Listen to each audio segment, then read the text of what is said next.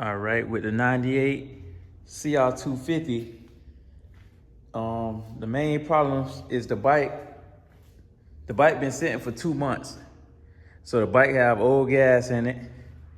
He want me to change his tube on the back tire. As you can see, it look flat. It's definitely flat. So he want me to run through everything, clean the carburetor, check the power valve, give it that V-Touch tune up. So that's what I'm gonna do. I'm gonna run through everything. Okay, so first step, I got the gas tank off, got the seat off. So the first thing I'm gonna do, well, I have to check the power valve, so I'm gonna have to take this pipe off. I'm gonna take the pipe off, and I have to check for spark. That's the first thing I'm gonna do is check for spark. So I'm gonna take that pipe off, I'm gonna take the subframe off, then we're gonna check for spark. All right, I got that pipe off, and I took the subframe off, and I got the spark plug out. Now we're gonna see if the bike have good spark.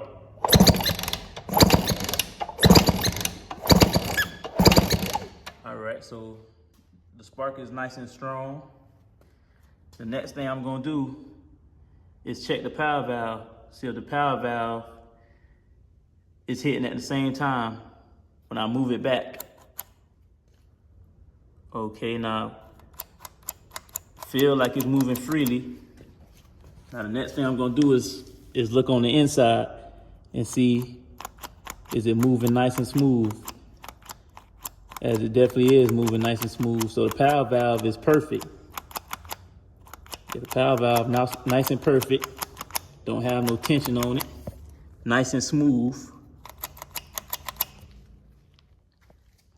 Okay, we checked the power valves. So the power valve is perfect. We checked the spark is perfect. So the next thing I'm gonna go to is I'm gonna take the reeds off. We're gonna make sure the reeds don't got no cracks, or make sure the reeds not broken. Then after we check the reeds, if the reeds is good, I'm gonna clean the carburetor. All right, so I had got the reeds off. And as you can see, the reeds is perfect. The reeds is not cracked. One thing I did notice is that he's missing two bolts, 2 screws for the reed cage. So I'm gonna put some screws in that. But the next thing I'm gonna do is just clean the carburetor, then tune it up. Then after that, I'm gonna change the tube.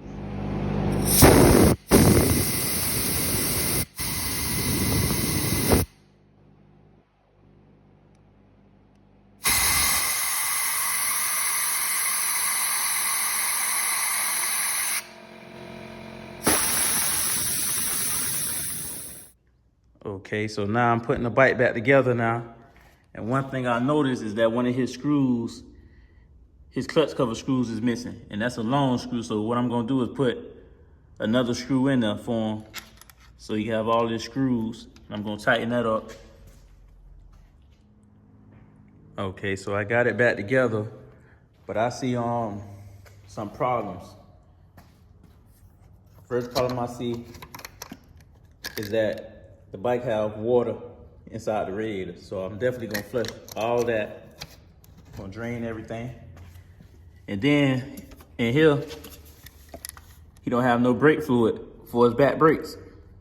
So if you try to learn how to catwalk on here, it's not gonna be nice. That's all I'm gonna say. But other than that, that's what gonna change the fluids.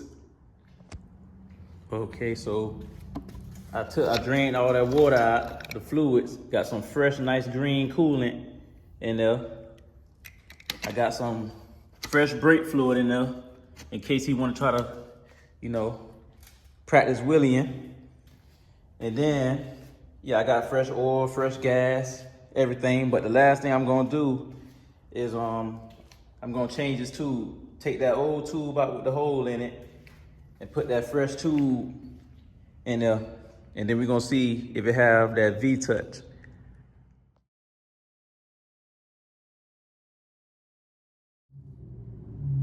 Okay, I finally got that old tube out right here. Got a new tube right there. So next thing I'm gonna do is just put that new tube in the wheel and then pump it up, then put it back on the bike. And we're gonna see if it got that V-touch. All right, now I'm gonna put air in it. Go ahead and pump it up.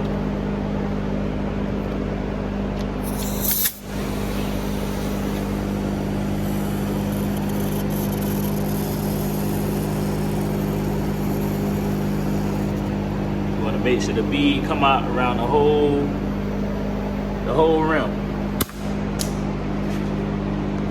So now the tire nice and pumped. Around the whole rim, the bead is out. Because if that bead not out, it'll throw the whole wheel off. It'll make it feel like the back wheel is wobbling. Yeah, so now I'm just gonna throw the wheel on. Okay, got that wheel on. Wheel pumped up. Cold start.